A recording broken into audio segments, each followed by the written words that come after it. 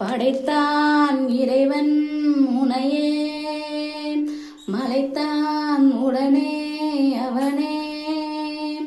அழகை படைக்கும் திறமை முழுக்க உன்னுடன் சார்ந்தது, என் வீழி சேர்ந்தது. விடிய விடிய மடியில் கிடக்கும் பொன்மீனை உன்மேனை மீட்டட்டும் என்மேன். விரைவினில் வந்து கலந்திடு, விரல் பட மெல்ல கனிந்திடு.